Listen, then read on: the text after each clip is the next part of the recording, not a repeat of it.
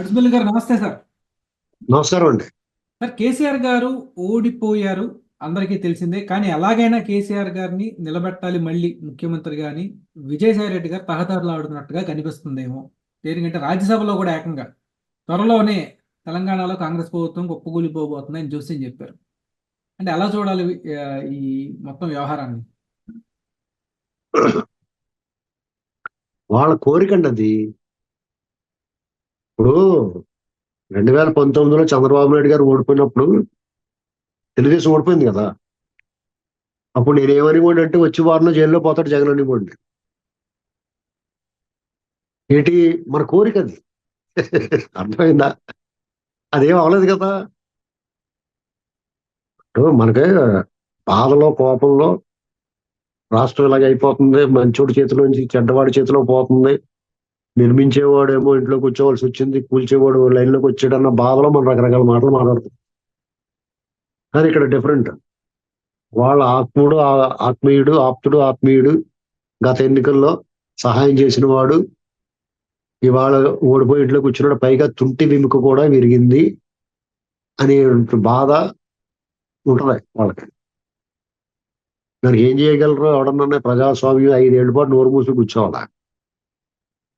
ఈ లోపల ఏదన్నా కూల్చేద్దాం అలాంటి వాళ్ళకి అలవాటైన కుట్రలు కదా అవి చేద్దాం అనుకుంటున్నాం. కానీ ఇక్కడ రవ్వంత రెడ్డి కాదండి, రేవంత్ రెడ్డి ఇంటికి వెళ్ళి కొట్టేస్తాడు. ఇంటికి వెళ్ళి ఎగిరెగిరి తన్నేస్తాడు. అంటే వాళ్ళ సెక్యూరిటీ సిబ్బంది పోలీసులతో కదా అతనే వెళ్ళి కొట్టేస్తాడు. అది తెలియక మాట్లాడుతున్నాడు ఇష్టం వచ్చినట్టు. రేపు పొద్దున వీళ్ళు హైదరాబాద్, వీళ్ళు ఆస్తులు, రేపు పొద్దున అక్కడ టీడీపీ వచ్చిందంటే వీళ్ళు దోపుకోవడం మొత్తం వీళ్ళు ఎవరు కాపాడతాడో అది కూడా సోలో లేకుండా రేవంత్ రెడ్డి గారి ప్రభుత్వాన్ని గురించి అలా మాట్లాడుతున్నాడు. ఇప్పుడు కేసీఆర్ గారు వాళ్ళ పని అయిపోయిందండి. ఎందుకంటే 10 ఏళ్ళు చూసారు జనం, ప్రేమించారు, అభిమానించారు, ఆరాధించారు, గౌరవించారు, గుర్తు అన్నీ అయిపోయినాయి. వాళ్ళు వాడేస్తున్నారు శుభ్రంగా. బ్యాంక్ అకౌంట్ అంతా ఖాళీ చేసిన తర్వాత మళ్ళీ ఇంకెక్కడి నుంచి వస్తాయి డబ్బులు? ఓవర్ డ్రాఫ్ట్ కూడా తీసేసుకున్నారు తెలంగాణ నుంచి. అంట ఇంకా ఖాళీ అయిపోయింది. ఇప్పుడు వాళ్ళు ఊహించిన విధం అధికారం శాశ్వతం అనుకోకూడదు అందుకునే. వాళ్ళ అధికారం శాశ్వతం అనుకున్నారు, దురాంకారంగా ప్రవర్తించారు. వాళ్ళు ప్రజలకి ఏం హాని చేయకపోయినా ఎంతో కొంత ఈ దురహంకారమై ప్రజాస్వామ్యం ఎందుకు ఒప్పుకుంటారు ప్రజలు? ఇలాగ కూల్చేస్తాం. ఇప్పుడు రేవంత్ రెడ్డి గారు వాళ్ళు గట్టిగా మాట్లాడితే వాళ్ళు మమ్మల్ని తిట్టేస్తున్నారు అంటున్నారు. భాష గురించి మాట్లాడుతున్నారు. వీళ్ళ భాష చాలా బాగుందా? వీళ్ళు మాట్లాడిన భాష ఏమన్నా? భాష గురించి మాట్లాడే హక్కు టిఆర్ఎస్కి, అవినీతి గురించి మాట్లాడే హక్కు వైసీపీకి లేదండి. వాళ్ళకి ఆ అర్హత లేదు. వాటిల్లో వాళ్ళు ఫస్ట్ మార్క్ వచ్చిందండి, డిక్స్టేషన్. కాబట్టి వాళ్ళని దాటి వెళ్ళి కూడా ఎవడో ఉన్నాడు. ఇంకా ఎవరైనా అంతకన్నా తక్కువే, వాళ్ళు మాట్లాడిన భాషలో తక్కువే మాట్లాడగలుగుతారు, అంతకు మించి మాట్లాడలేరు.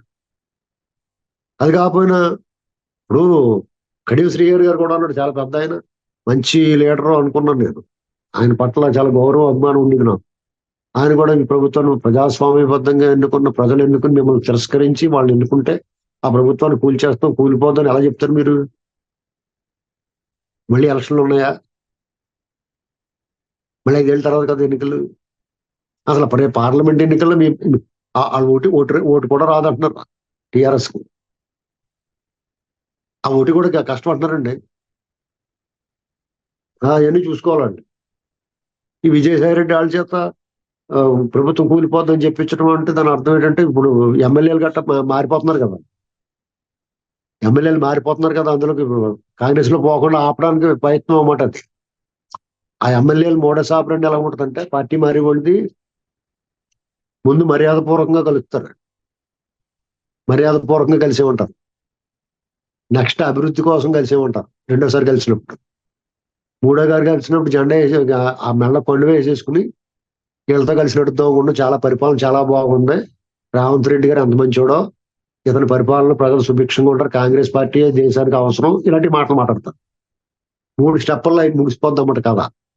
వీళ్ళు ఇలాగే అవుతుంది కదా అని కూల్చేస్తాం, పడగొట్టేస్తాం, ఇలాంటి మాటలు మాట్లాడారు అనుకోండి, 2 స్టెప్పుల్లోనూ 1 స్టెప్లోనూ ముగిచ్చేస్తారు కదా. 3 స్టెప్పుల దాకా ఆగరు. అది తెలుసుకోవాలండి. ఆల్రెడీ డౌన్ అయిపోవడం స్టార్ట్ అయింది కదా వికెట్లు. ఎంపీ ఒకడు, అలాగే ఒక ఆయన గౌడ్ గారు, ఒక ఆయన ఇలాంటి వాళ్ళందరూ టకటక ఆల్రెడీ మాట్లాడుకుని పెట్టుకున్నారు.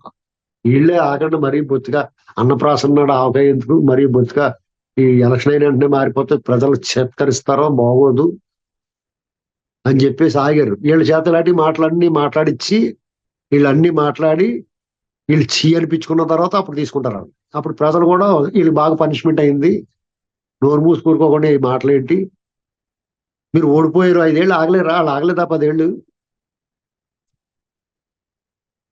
ఇప్పుడు ఈ దరిద్రాలను ఇప్పుడే స్టార్ట్ అయినాయండి. ఇది వరకు ప్రతిపక్షంలో కూర్చునేవారు, ప్రజల మీద సమస్యల మీద పోరాడేవారు, అధికార పక్షం నిలదీసేవారు. అంత ఓపిక లేదా మీకు? ఒంటి నిండా కెరీర్ నిండా చిల్లులే, అన్ని అవినీతి పనులే. ఈ కేసుల్లో జైల్లోకి వెళ్ళిపోతావేమో అని భయం. నువ్వు ఎందుకు తప్పు చేయాలా, నీకేం లోటు ఎవరికన్నా? ఈ డబ్బు ఏం చేసుకుంటారు మీరు? ఏమైనా రేవంత్ రెడ్డి గారు మిగతా నాయకుల కంటే డిఫరెంట్ అండి. వాళ్ళ పార్టీలో ఉన్న కోవట్లని తొక్కినారలాగెత్తడం, ఈ విపక్షాలు ప్రతిపక్షం కింద ఉన్న వాళ్ళు ఓవర్ యాక్షన్ చేస్తే కూడా తొక్కినారలాగెత్తడం. మీడియా కూడా ఒళ్ళు దగ్గర పెట్టుకుని మాట్లాడాల ఆయన విషయంలో. అది ముందు ముందు చూస్తారు ఏం జరుగుద్ది అనేటువంటి. ధన్యవాదాలు సార్ అడిస్మల్ గారు.